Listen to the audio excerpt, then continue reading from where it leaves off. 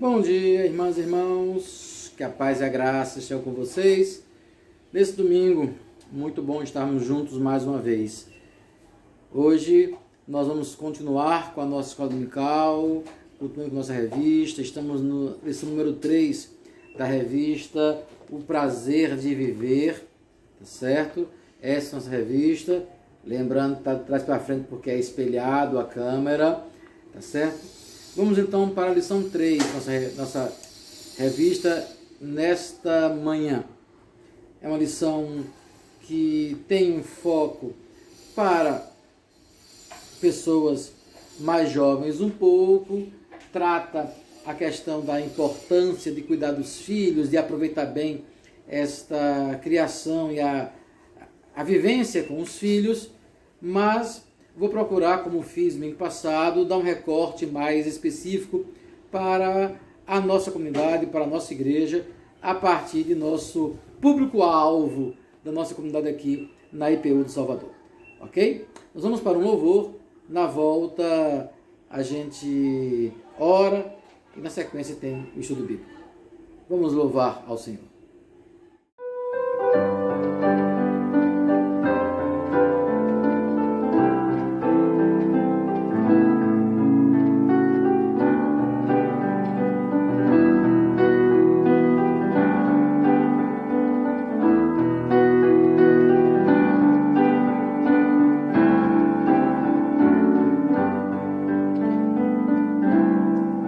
Se os problemas parecem não ter solução, quando as mágoas inundam o teu coração, há alguém que atende a tua oração.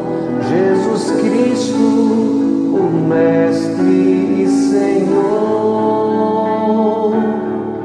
Ele é dono da chuva, do sol e do ar, é Senhor da alegria, da dor, do chorar.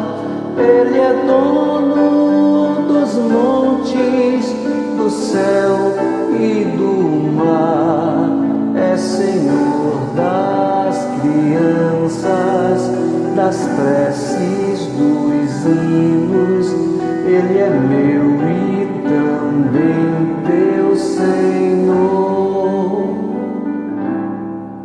Ele é o caminho, a verdade e a luz. Abra teu coração e recebe Jesus. Tua vida é Cristo que agora conduz, pois é Ele teu Mestre e Senhor. Ele é dono da chuva, do sol e do ar, é Senhor da alegria, da dor, do chorar. Ele é dono dos montes, do céu e do mar, é Senhor das crianças, das preces, dos hinos. Ele é meu e também teu Senhor. Como é bom caminhar nesta luz, nesta paz. Ele vive para sempre, Ele me satisfaz.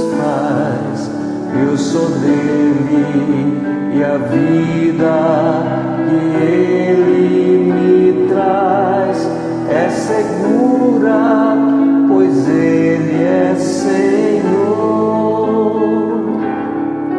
Ele é dono da chuva, do sol e do ar, é Senhor da alegria, da dor, do choro.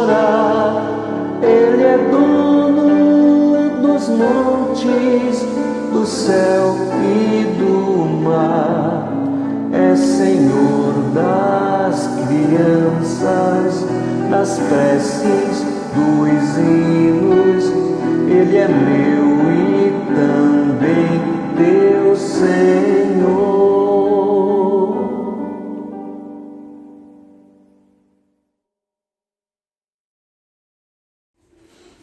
Amém.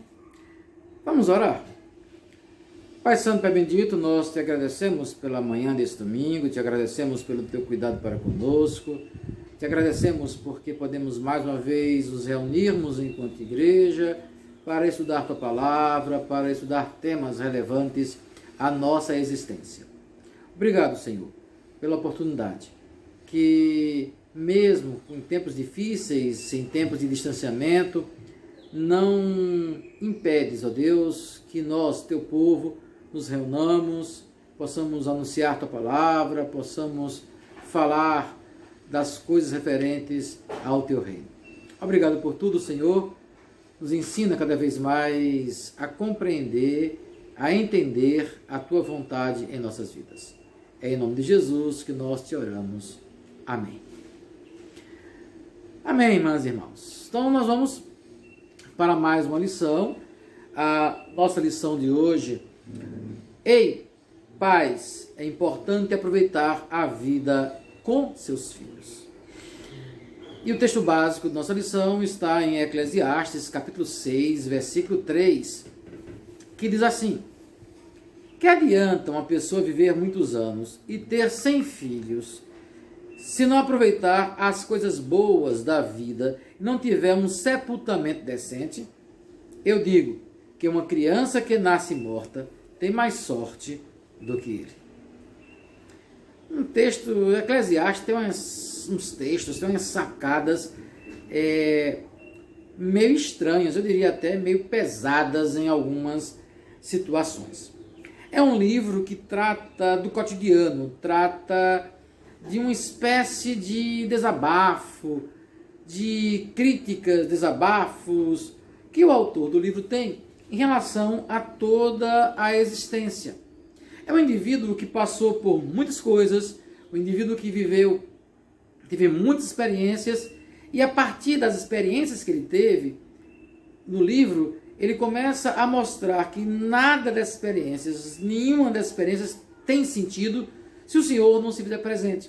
Se a adoração a Deus, se a dedicação a Deus, se a relação com Deus não se fizer presente, a vida perde o sentido se Deus não está presente na vida. Essa foi a linha que nós trabalhamos na primeira lição, nossas revistas, há 15 dias atrás. O livro de Eclesiastes vai nos apresentar esta referência.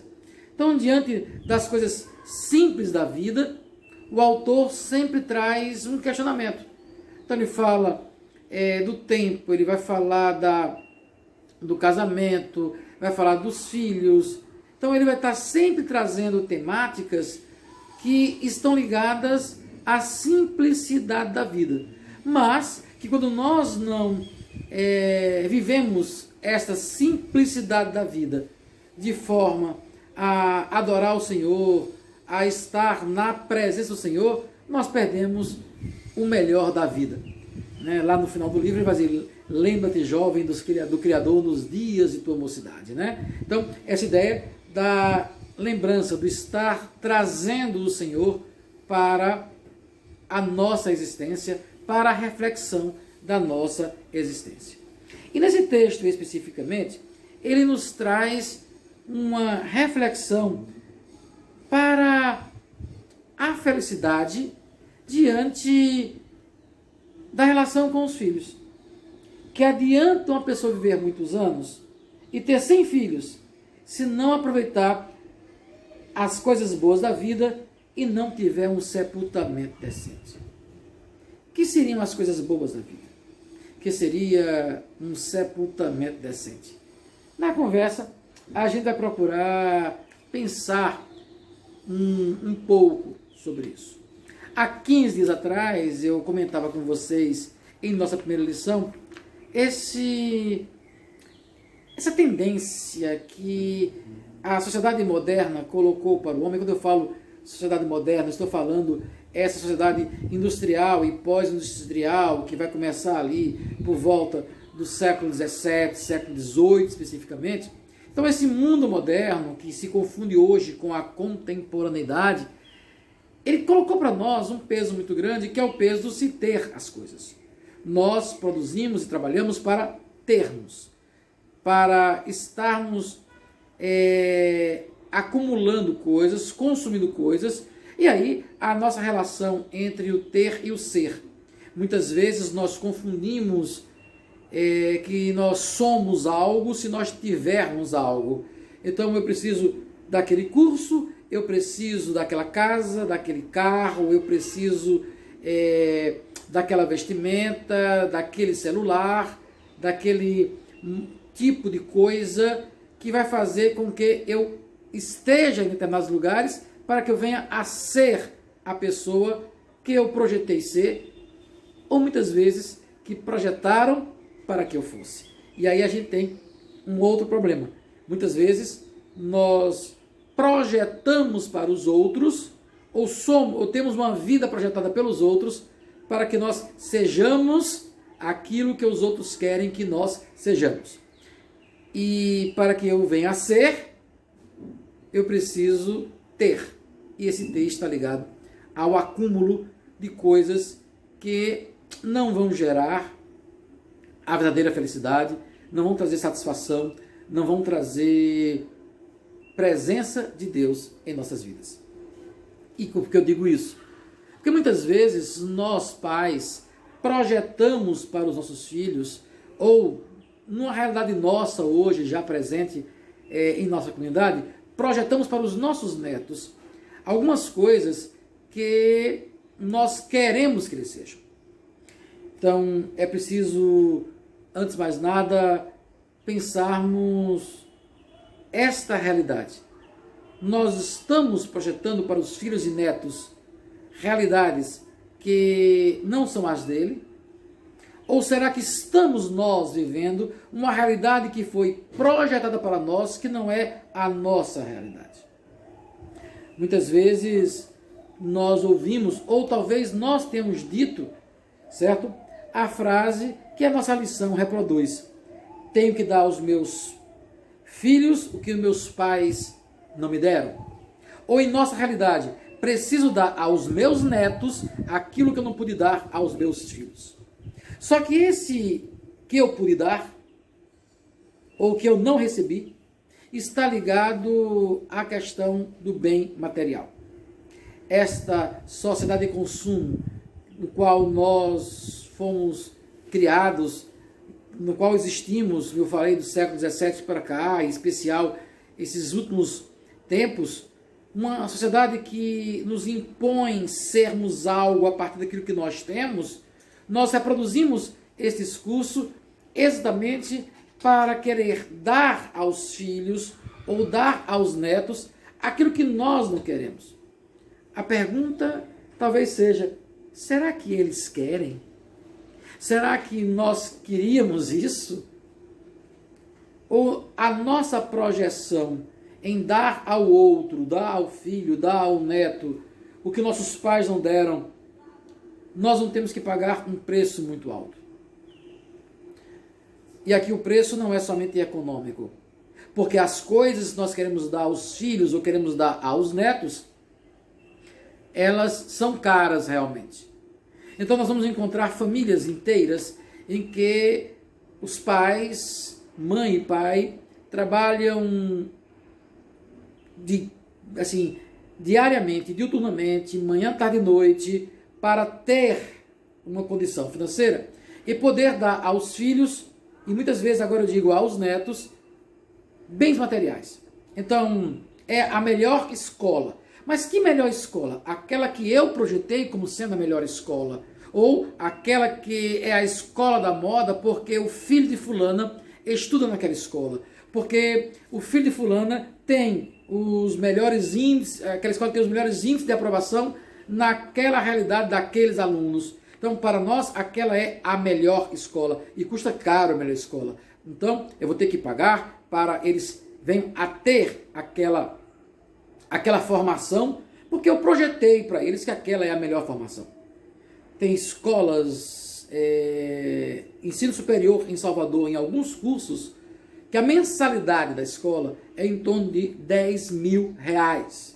Então, para que um jovem estude numa escola dessa, pagando R$10.000 por mês, isso vai me colocar R$120.000 por ano. Eu tenho que ganhar, no mínimo, uns 30 mil, entendendo que 30% vai para a educação. Para que eu ganhe 30 mil, ou eu tenho um cargo de juiz federal, um cargo concursado numa condição já em último nível de carreira, ou então eu tenho que ter 3, 4, 5 empregos, né? Aí eu lembro agora da esposa do Július, daquele filme Todo Mundo Odeia o Chris, né? Mas meu marido tem 2 empregos, muitas vezes, para que nós possamos dar aos filhos ou aos netos. Eu estou repetindo os netos porque essa é uma realidade que nós temos muito hoje em dia. Uma geração de filhos terminou pela criação que muitos pais deram, terminaram não podendo dar aos filhos aquilo que os pais deles, os avós, querem que os netos tenham. Aí os avós trabalham em demasia, muitas vezes já no tempo de aproveitar a vida, estão trabalhando para dar aos filhos e aos netos aquilo que os seus pais não deram para eles. Mas será que isso que nós projetamos para o outro é de fato melhor? O preço que nós pagamos para dar aos filhos a melhor escola, as viagens, a melhor tecnologia, reforço escolar, inglês, natação, futebol, tênis e tantas coisas outras mais, mandarim, né? Nós somos mais inglês e mandarim. Então, será que o custo, não só econômico, mas o custo de tempo, o custo da saúde, o custo da presença ao lado vale a pena? Essa é uma realidade que me faz pensar. O melhor, e aí pensando financeiramente, ou nessas coisas todas, é de fato o melhor? Ou talvez o filho não quisesse com que eu fosse à Fonte Nova, eu pudesse ir à praia, eu pudesse estar em casa simplesmente jogando o videogame com ele. Adianta dar o videogame de última geração se eu não posso estar com o filho jogando esse videogame, porque eu não tenho tempo para tal? Então, essa é uma coisa a nós pensarmos. O acúmulo que nós hoje temos, será que nós não estamos educando os nossos filhos e netos a acumularem e não a entenderem a importância da presença do outro? E agora eu quero fazer uma inversão. A inversão que eu quero fazer é a seguinte: será que nós também não podemos, como filhos e como netos, nós também não podemos dizer a mesma coisa? Eu quero dar aos meus pais, eu quero dar aos meus avós aquilo que eles quiseram me dar, mas não puderam me dar. Eu quero dar para eles uma velhice saudável.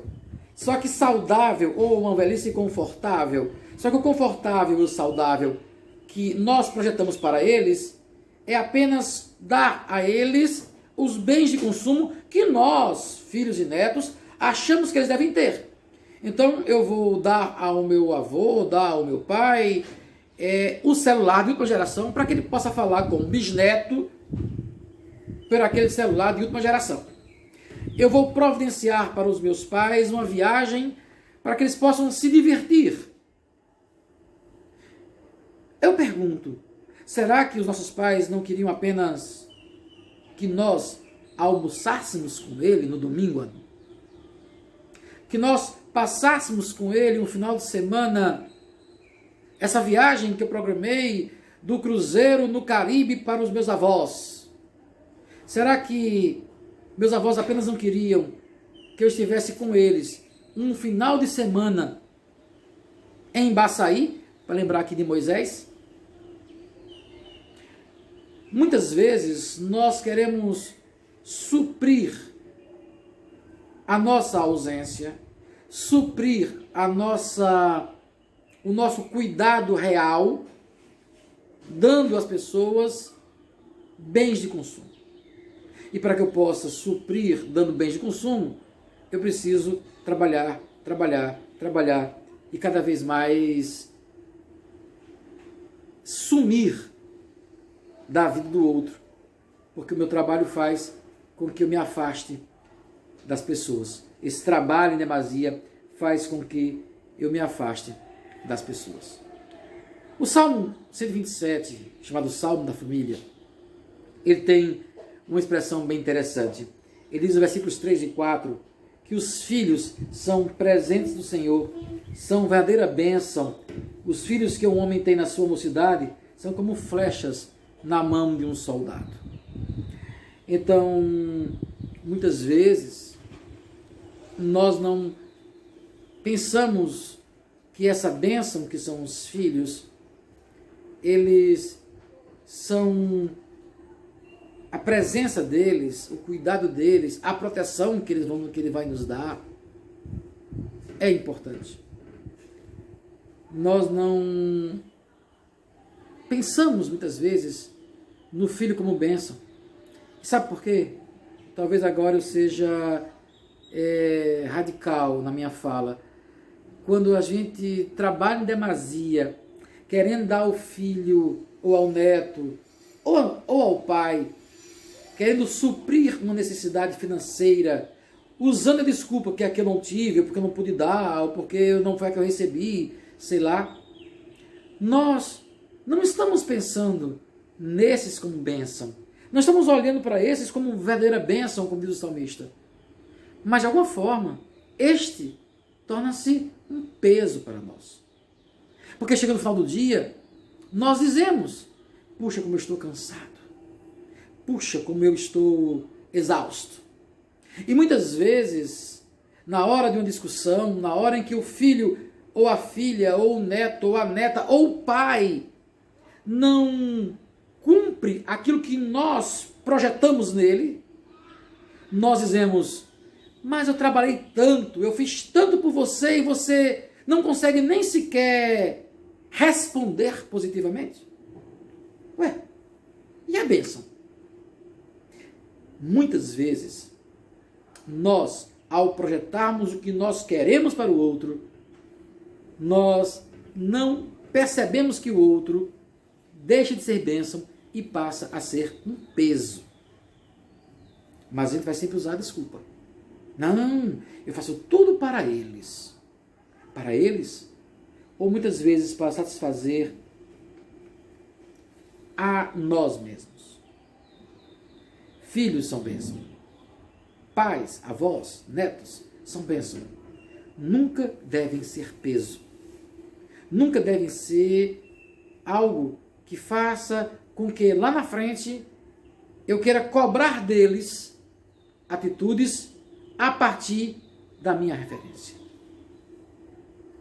Filhos são bênção de Deus.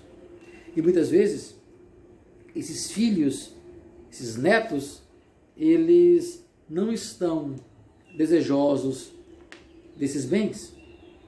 Eles estão desejosos de cuidado, de respeito, de atenção, de estar ao lado.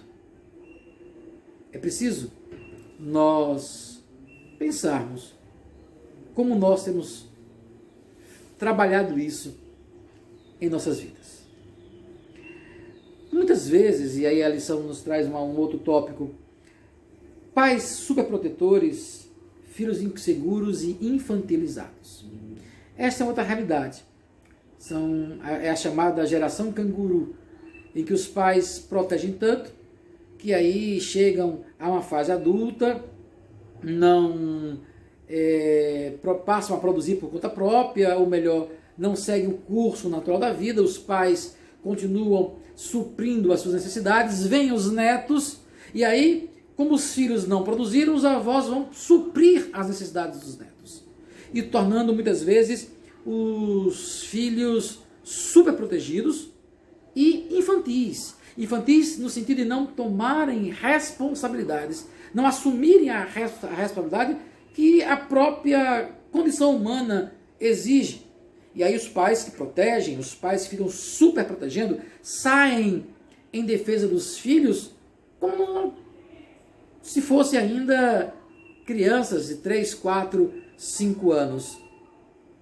É preciso entender que quando os filhos que são bênçãos são como flechas lançadas, os filhos, ao serem flechas lançadas, eles passam a ter vida própria.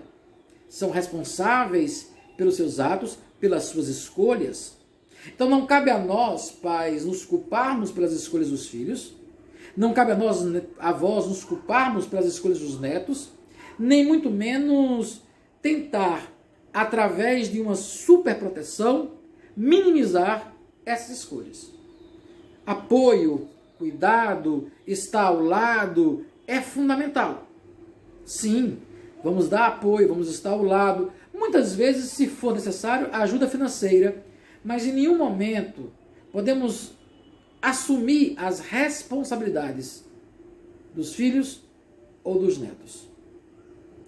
Como também o inverso é verdade. Não podemos tratar os nossos pais idosos como que fossem crianças. Os nossos pais idosos também têm as suas responsabilidades. Levamos ao médico, indicamos os remédios. Muitas vezes os que não têm condições vamos ajudar a comprar os remédios. Mas esses pais também têm as suas responsabilidades e não gostam de serem tratados como crianças. Às vezes, nós nos pegamos falando com os nossos pais como se eles fossem os nossos bebês, pelo cuidado que nós temos com eles. Mas muitos idosos ainda são produtivos.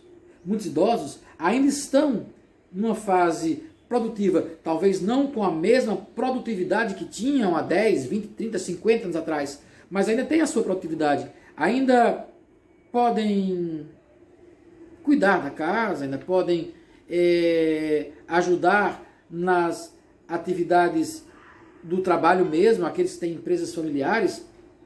Não tratar com infantilidade, mas cuidar. Então, a sua proteção leva a essa ideia de insegurança e de infantilidade. Sejam dos pais em relação aos filhos, sejam dos filhos em relação aos pais. É preciso nós termos um pouco de cuidado com isso. O apóstolo Paulo, ele, ao escrever aos Efésios, ele nos dá uma lição muito rica. Quando ele diz, olha, pais, filhos, obedecei vossos pais, e pais, não provoquei a ira dos vossos filhos.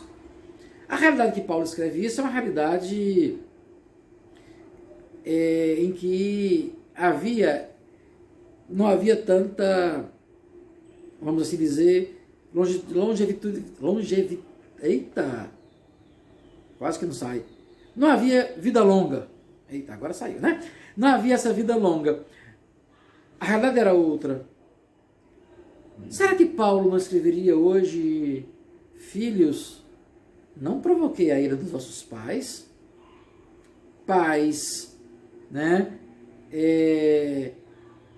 Cuidem dos seus filhos. Será que Paulo não escrevia isso dizendo assim, filhos, cuidem dos seus pais de forma a que eles tenham uma velhice saudável e segura. Pais, não mimem tanto seus filhos para que eles não venham a ser inseguros. Eu fico pensando, se nos dias atuais Paulo não enxergaria uma outra realidade. Não que a realidade que Paulo escreva não seja ainda uma realidade presente, mas novas demandas surgiram nos tempos atuais.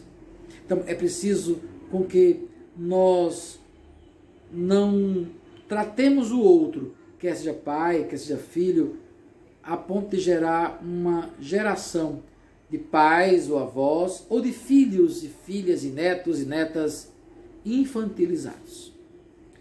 nós vamos ter um pouco de cuidado com essa relação com o outro. E para isso, é preciso que a gente aprenda a lidar com essa ideia da liberdade. Esse é um tema muito presente na Escritura Sagrada. A ideia da liberdade. E como é que eu posso pensar essa ideia de liberdade? A liberdade, ela está diretamente relacionada à ideia de autonomia. Vamos pensar nessas duas palavras, a liberdade e a autonomia. A autonomia é a capacidade que nós temos enquanto seres humanos de tomarmos as decisões pela nossa própria razão. Nomia é lei, é regra, o ser humano, si próprio. Então, a autonomia é quando você, por conta própria, estabelece as próprias regras, utilizando para isso a sua racionalidade. O autônomo, ele é o oposto ao heterônomo. O heterônomo é aquele que segue a regra que os outros estabelecem. O autônomo, ele toma as decisões a partir da própria razão. Autonomia. Essa autonomia, ela só é real, ela só pode existir porque nós somos livres.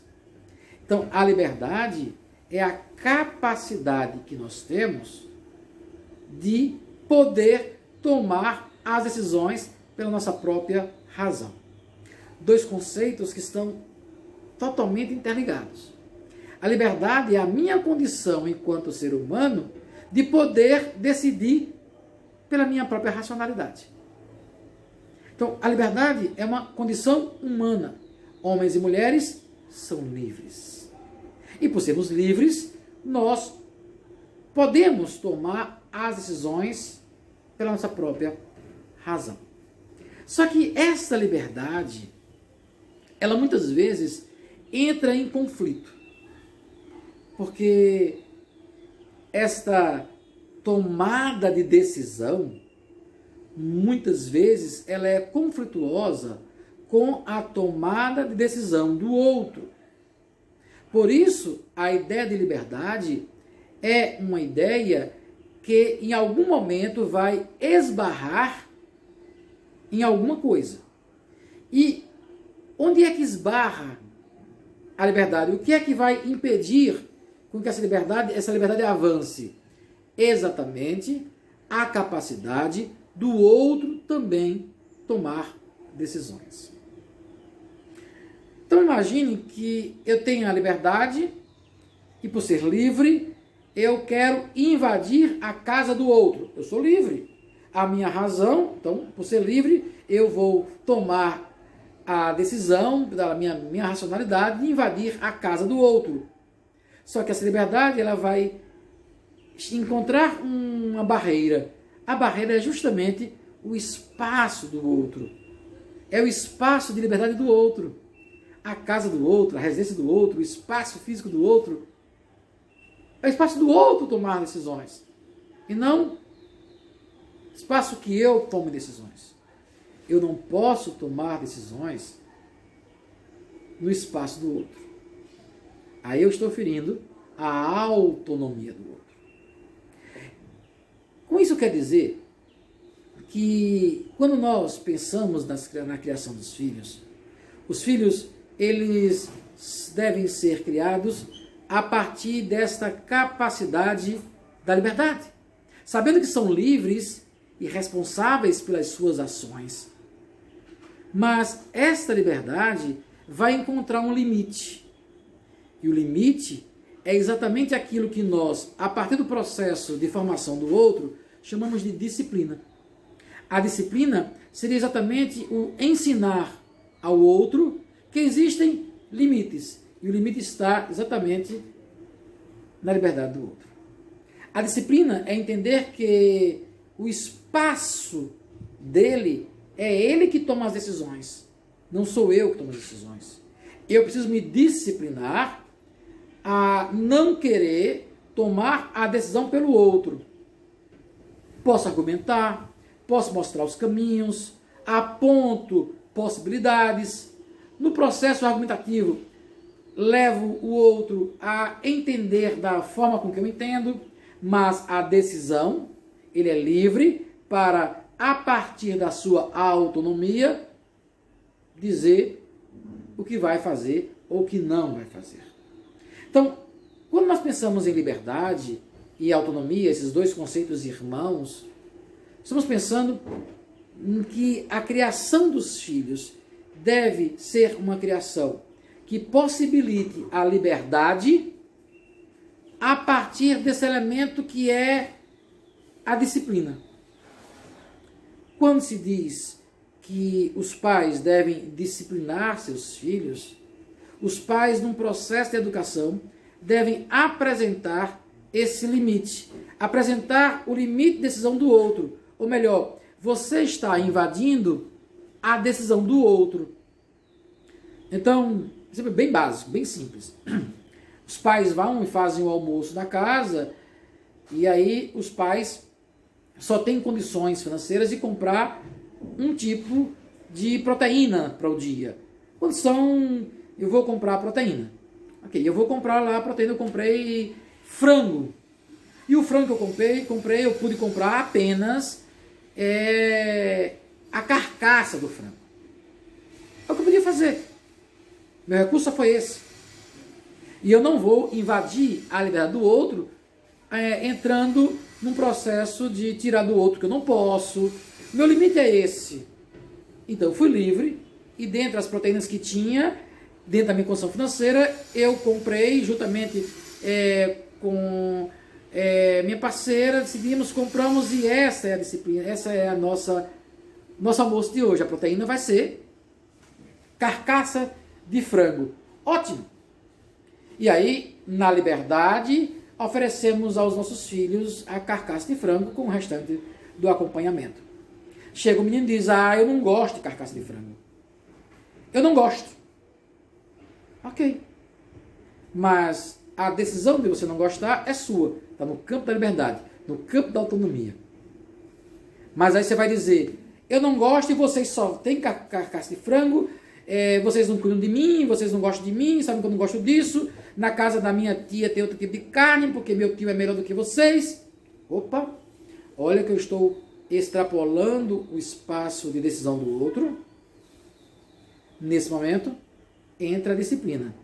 Filho, nós só podemos comprar isto. Quando a condição melhorar, se houver outras possibilidades, outras proteínas vão entrar aqui em casa. Mas hoje nós temos carcaça e frango. Quer comer? Ótimo. Não quer comer? Coma apenas os acompanhamentos. Também não quiser comer os acompanhamentos? Um jejum faz bem às pessoas de vez em quando. Né? Jejum intermitente. Percebe a ideia da liberdade? Da disciplina? A disciplina está exatamente nesse momento. Você é livre. Mas esta sua liberdade não pode interferir o espaço do outro. Pensemos agora na questão do idoso. Meu pai, minha mãe, meu avô, minha avó. O médico disse que esse é o remédio. Está aqui. A sua aposentadoria não deu, nós compramos, colocamos aqui. Estamos cuidando do senhor, cuidando da senhora. Esse é o remédio. Eu não vou tomar. Não vou tomar isso. Bom, a senhora é livre para não tomar. Agora tem consequências. E algumas consequências que vai ter. A senhora ou o senhor pode piorar.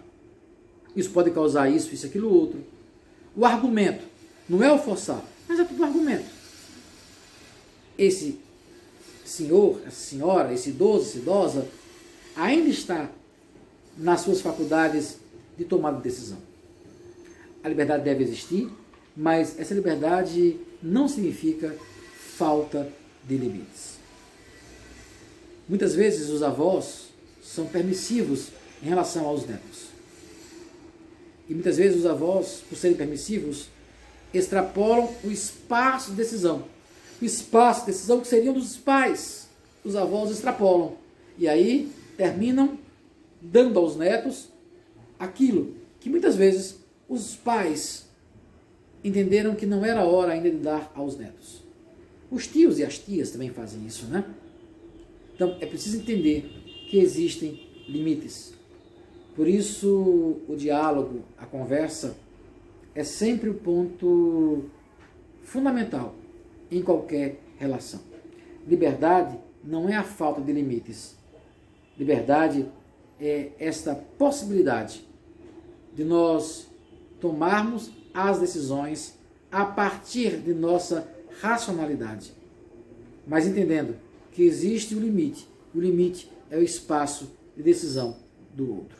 Por isso, a minha primeira fala no início desse estudo foi a seguinte: será que o que nós projetamos para os nossos filhos, para os nossos netos ou para os nossos pais é de fato o que eles gostariam?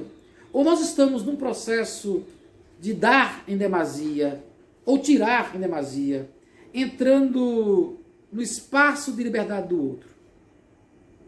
A minha projeção do que eu quero para o meu filho, do que eu quero para minha filha, para o meu neto, para minha neta, para o meu pai, não está interferindo no espaço de liberdade do outro. Muitas vezes nós, nas nossas falas mais raivosas, nas discussões que nós temos em família, nós chegamos a dizer: mas não foi isso que eu quis para você. O que você quis. E a liberdade do outro. Mas eu sei o que é melhor para o meu filho. Sim, você sabe a partir de sua realidade. A dele é outra. Pode ser que ao chegar em determinado momento na vida dele, na vida dela, ele ou ela possa entender que de fato o que você, enquanto pai, enquanto avó, pensou e projetou para ele era de fato o melhor. Mas ele teve a liberdade, ele teve a autonomia de construir o seu caminho. E terá a autonomia e terá a liberdade de fazer correções no seu caminho. Como eu gostaria de ter feito coisas que minha mãe queria que eu fizesse. Como eu não gostaria de ter feito coisas que eu fiz, que minha mãe disse não faça. Hoje eu entendo que seria o melhor. Mas eu fui livre para tomar tal decisão. E esta liberdade me ajudou a crescer.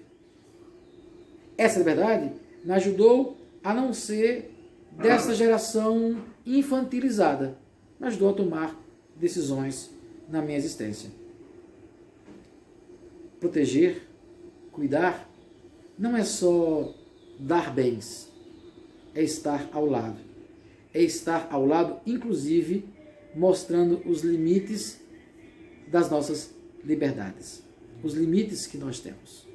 Liberdade não é literalmente fazer tudo o que quer, mas eu sou livre para, dentro da minha racionalidade, tomar as decisões, desde que não invada o espaço do outro, o espaço decisório do outro.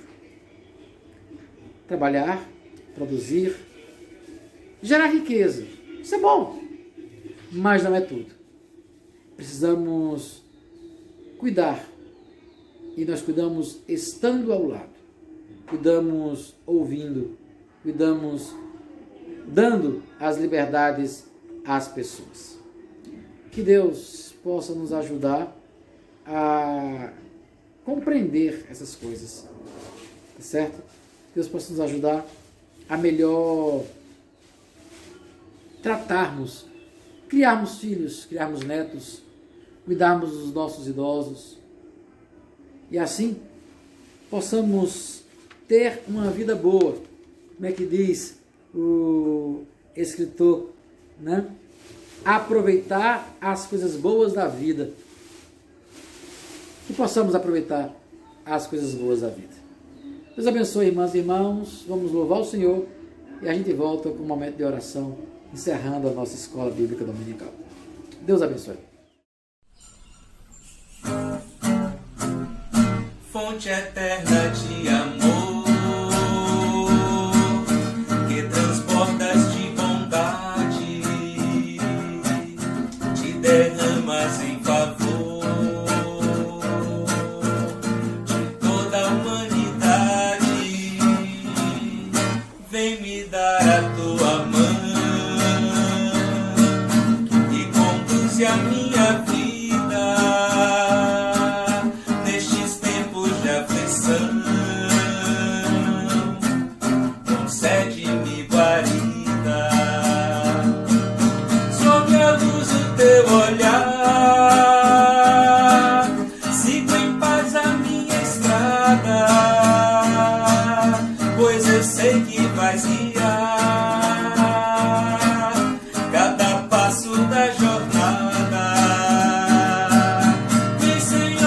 carregar nos momentos de cansaço, caso eu venha tropeçar e eu caia em teu abraço, fonte eterna de amor, que transbordas de bondade, te derramas em favor de toda a humanidade.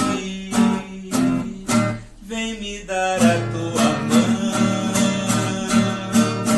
e conduze a minha vida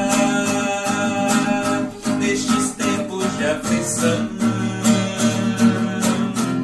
Concede-me guarida sob a luz do teu olhar. Siga em paz a minha estrada,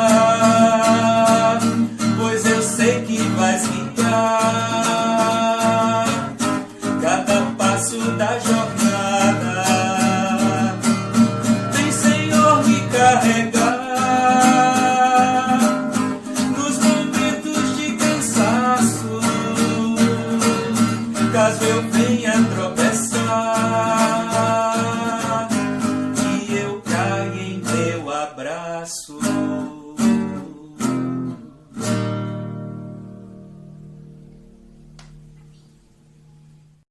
Amém, irmãs? Amém. Que bom. Vamos poder louvar o Senhor, né? Sempre bom louvar o Senhor. Queridos e queridas, essa semana nós tivemos 2 aniversariantes. No dia 3, Arildo, no dia 7, a irmã Jovina. Nós louvamos a Deus pela vida dos irmãos. Deus possa continuar abençoando os irmãos na jornada da vida. Tivemos na última segunda-feira, na última terça-feira, nosso estudo bíblico, que será a cada 15 dias. Estamos estudando o livro de Ruth. Esse estudo bíblico será às terças-feiras, de 15 em 15 dias. Então, não teremos essa terça, só vamos ter na outra terça-feira. E estamos, terça-feira, às 19h30, 7h30 da noite. Usamos uma plataforma, um aplicativo chamado Google Meet. Então, se você não tem habilidade muito com celular, peça a alguém que tem um pouco mais de habilidade para fazer a instalação do aplicativo. Porque aí eu vou colocar no grupo da igreja sempre o link, você vai clicar nesse link e vai abrir o Google Meet para você acessar a reunião. Fica aquelas janelinhas, né? E a gente pode conversar, perguntar, falar, ouvir, aí temos slides. Se a gente consegue ter o nosso estudo bíblico a cada 15 dias, nas terças-feiras, 19h30. Ok? À noite, nosso culto, 18 horas o culto hoje. Vamos estar no chat conversando com os irmãos, com as irmãs. Vamos nos preparar para que à noite recebamos a mensagem da palavra do Senhor. Os cultos de oração via WhatsApp continuam. Então, vamos sempre procurar estar participando dos grupos de oração. 2 grupos estão funcionando regularmente, na quarta-feira à tarde e um na quinta-feira à noite. Como o WhatsApp restringe o número de pessoas até 8 celulares ao mesmo tempo, não dá para fazer um culto de oração com todos os membros da igreja. Então, é preciso criar grupos que, a partir de sua realidade, a partir do seu tempo, podem então fazer a chamada. Então, uma pessoa fica responsável para chamar as demais. Então, vai no WhatsApp, faz chamada de vídeo, depois vai chamando os demais até 8 chamadas. E aí a gente consegue se ver e conversar e temos nossos momentos de oração. Os momentos rápidos ali, 30 minutos, 40 minutos, mas é um tempo muito bom, em que a gente pode compartilhar, se ver, partilhar as nossas necessidades uns com os outros. Não deixe de participar dos nossos grupos de oração do WhatsApp. Se você desejar, pode também fazer o seu grupo, converse com pessoas, marca um horário e faz a chamada e avisa no grupo da igreja, olha, a gente está orando também. Isso é bom, quanto mais pessoas participando, mais a igreja torna-se viva, dinâmica, mostra que mesmo com o templo fechado, nós continuamos como igreja, povo de Deus, trabalhando, agindo e fazendo o reino de Deus acontecer. Deus nos abençoe, irmãs e irmãos. Vamos orar, encerrando nossa escola dominical. E logo depois seremos despedidos com a bênção do Senhor. Deus Pai Todo-Poderoso, nós te agradecemos pela manhã, pelo estudo, pela oportunidade que a gente tem de pensar essas coisas do dia a dia. Nos ajuda, Senhor, a entendermos o teu querer, nos ajuda a entendermos a tua vontade em nossas vidas. Obrigado pela tua igreja que, mesmo sem se reunir presencialmente, fisicamente, reúne-se, ó Deus, virtualmente, proclama o Evangelho, anuncia, estuda a palavra, intercede, louva.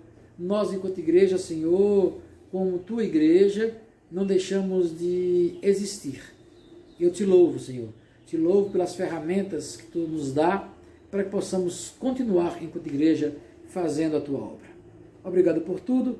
Dá bênção, Senhor, aos irmãos aniversariantes, Arildo e Jovina, que a tua paz, teu amor seja com eles todos os dias de suas vidas. Obrigado, ó Pai. Tenhamos um dia de paz e bênção, Senhor, e uma semana em tua presença. Nós te oramos no nome santo e precioso de Jesus Cristo, o nosso Senhor, no qual pedimos a tua bênção. E que a graça do nosso Senhor e Salvador Jesus Cristo, o amor de Deus, eterno e bondoso Pai, comunhão, consolação, dons e fruto do Espírito Santo, sejam com vocês, irmãs e irmãos, e com todo o povo de Deus, hoje e para todo sempre. Amém e amém.